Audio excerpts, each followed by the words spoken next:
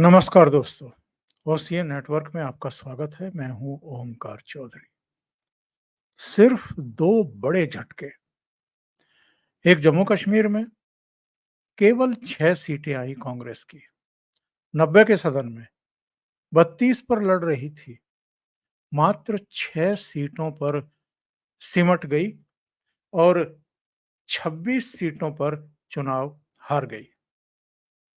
हरियाणा में जहां सबने नए नए कपड़े, लकदक वाले कपड़े पहन लिए थे, शपथ ग्रहण की तैयारियां कर ली थी, बल्कि इसके अलावा भी बहुत सारे एश्योरेंसेस दे दिए थे, बिल्डर्स से लेकर के पता नहीं किस किस को, कि सरकार तो अपनी ही आ रही है, कोई रोक ही नहीं सकता है।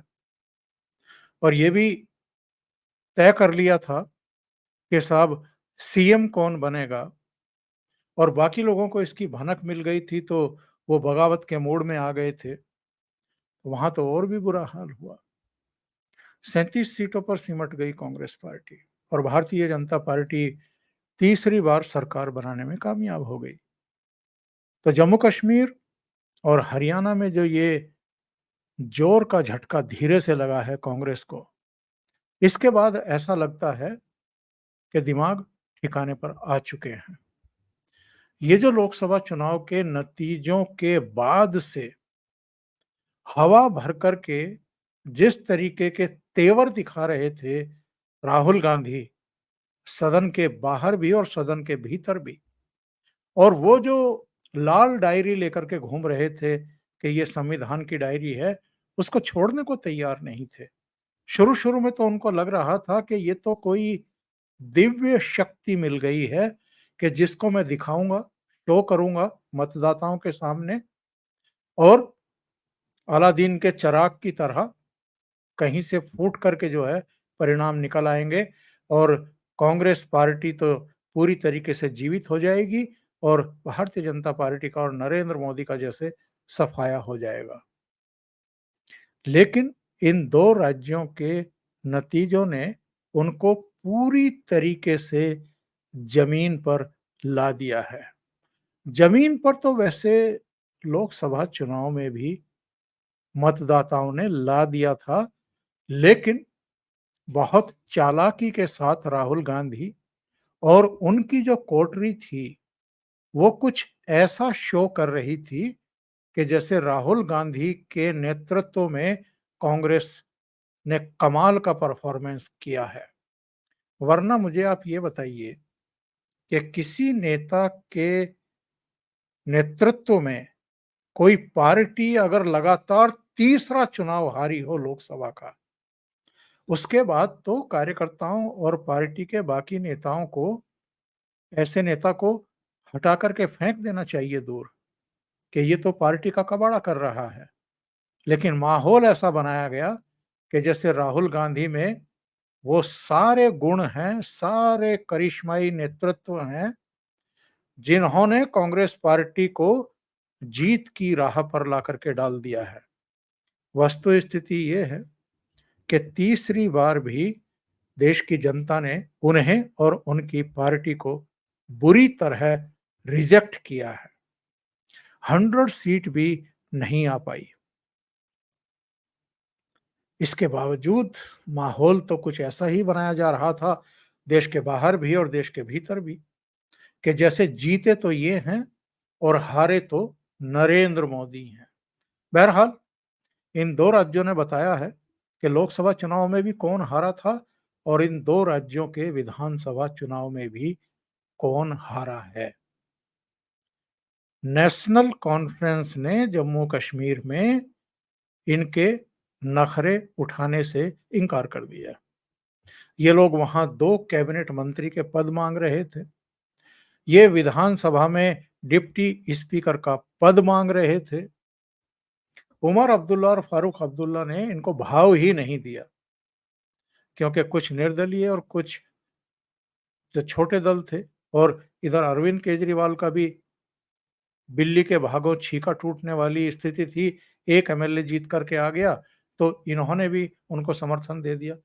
तो ना उनको इनकी चिरोरी करनी पड़ी कांग्रेसियों की, ना इनके सहयोग की ज़रूरत पड़ी।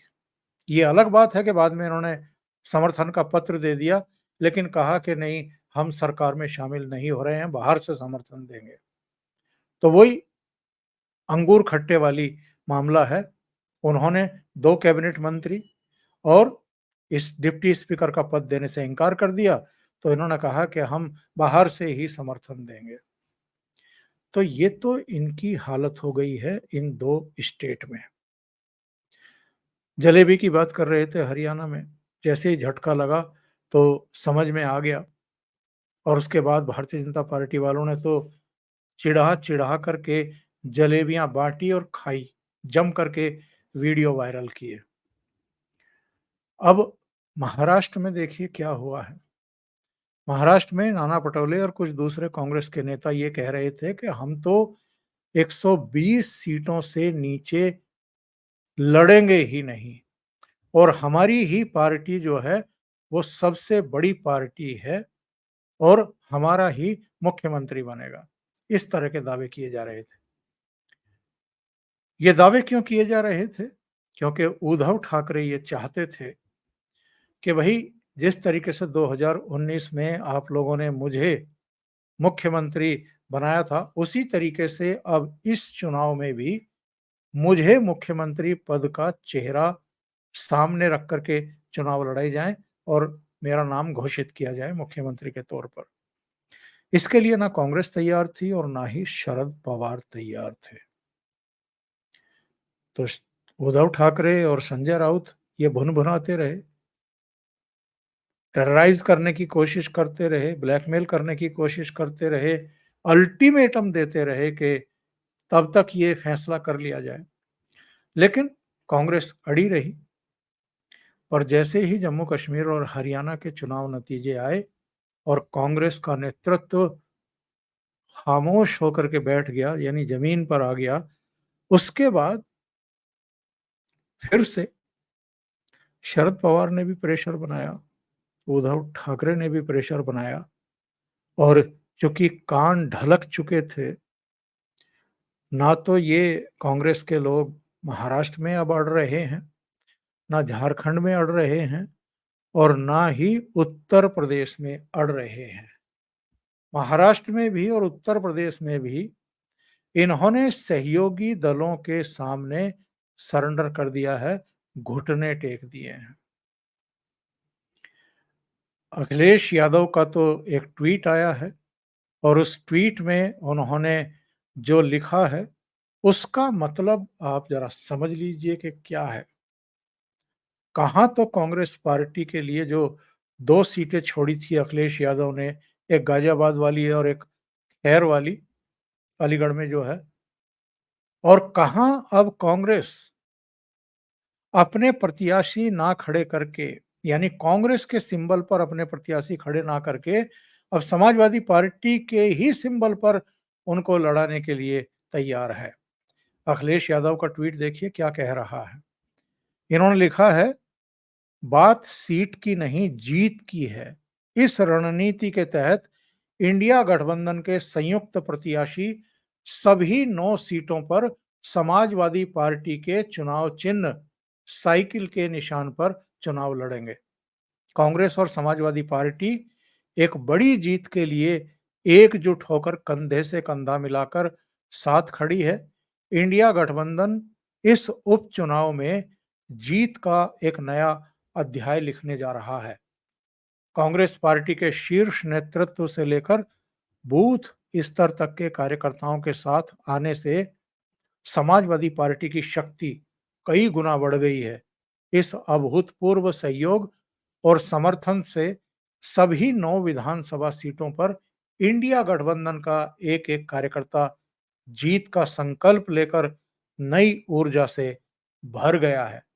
ये देश का संविधान, सौहार्द और पीढ़ी का मान-सम्मान बचाने का चुनाव है, इसलिए हमारी सबसे अपील है, एक भी वोट ना बँटने पाए, एक भी वोट ना घटने पाए। देश हित में इंडिया गठबंधन की सद्भावना भरी ये एकता और एकजुटता आज नया इतिहास लिखेगी और कल भी। वैसे एक घटना और हुई है। संघ प्रमुख मोहन भागवत से मथुरा में जाकर के मिले हैं मुख्यमंत्री योगी आदित्यनाथ। उनकी मुलाकात को लेकर के तमाम तरह की अटकलें हैं, जैसी हमेशा ही होती हैं। और मीडिया में भी एक पार्ट तो ऐसा है कि जब जब योगी इस तरीके से संघ प्रमुख से मिलते हैं, तो वहाँ तो अजीब-अजीब तरह की बातें की जाने लगती हैं, कयास और अटकलें लगाई जाने लगती हैं। कुछ बड़ा होने वाला है, कोई बड़ी घटना होने वाली है। लेकिन माना ये जा रहा है कि योगी आदित्यनाथ ने जो लाइन ली है लोकसभा चुनाव के बाद, जो उन्होंने एक मूल मंत्र दिया है, बटेंगे तो कटेंगे। ये संघ प्रमुख को भी बहुत अपील किया है। खुद प्रधानमंत्री नरेंद्र मोदी को अपील किया है। योगी के बाद योगी ने ये बात उत्तर प्रदेश में सबसे पहले कही। इसके बाद हरियाणा के विधानसभा चुनाव में प्रचार करते हुए वहां भी ये बात कही। वहां के मतदाताओं पर इसका बहुत जबरदस्त असर पड़ा। उसके बाद ठाणे में, महाराष्ट्र में एक सभा को संबोधित करते हुए कार्यक्रम में प्रधानमंत्री नरेंद्र मोदी ने दूसरे तरीके से कही कि बटेंगे तो बांटने वाले महफिलें सजाएंगे। और फिर संघ प्रमुख ने कहा कि हिंदुओं, एकजुट हो जाओ, एकता बहुत जरूरी है। और अगर एक नहीं होंगे तो दूसरे लोग आप पर आक्रमण करेंगे। यानी आपकी एकता में ही शक्ति है।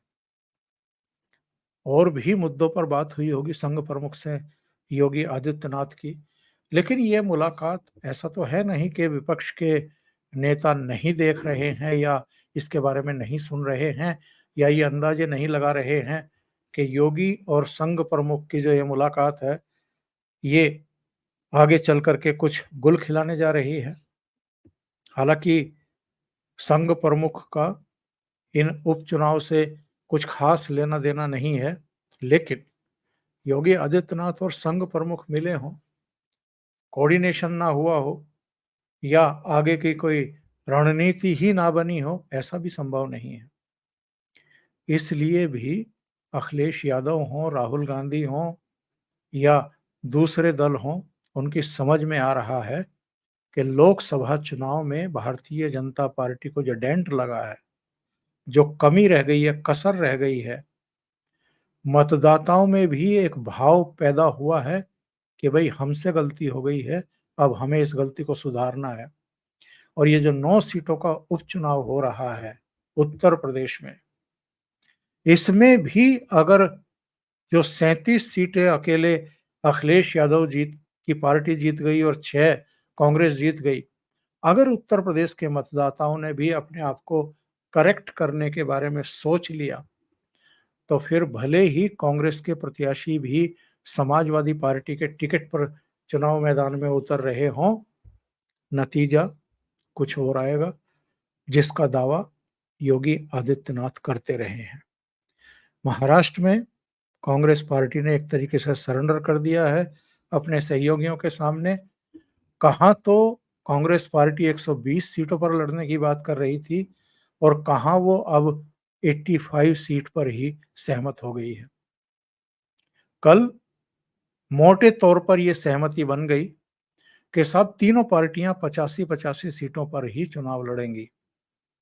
और जो बची हुई सीटें हैं, उनमें से जो 12 सीटें समाजवादी पार्टी मांग रही है, कुछ सीपीआई सीपीएम मांग रही है, कुछ दूसरे छोटे दल मांग रहे हैं, उनको दी जाएंगी। और जो कुछ और सीटें बचेंगी, फिर वो ये तीनों दल आपस में बांट लेंगे। यानी तीनों ही दल 100 से भी कम सीटों पर लड़ेंगे, 100 सीटों से भी कम सीटों पर लड़ेंगे। तो दो झटकों ने ही कांग्रेस का ऐसा लगता है कि दिमाग ठिकाने पर ला दिया है। अभी के लिए इतना ही। बहुत बहुत धन्यवाद। अगर आपको ये चैनल और इसके कंटेंट पसंद आ रहे हैं तो लाइक करें, कमेंट करें, वीडियो को शेयर भी करें। अभी तक अगर आपने ये चैनल सब्सक्राइब नहीं किया है तो सब्सक्राइब कर लें, साथ में लगे बेल आइकॉन को दबा दें ताकि आगे आने वाले वीडियो और उनके नोटिफ़िकेशन आप तक पहुँचते रहें। बहुत-बहुत धन्यवाद। नमस्कार।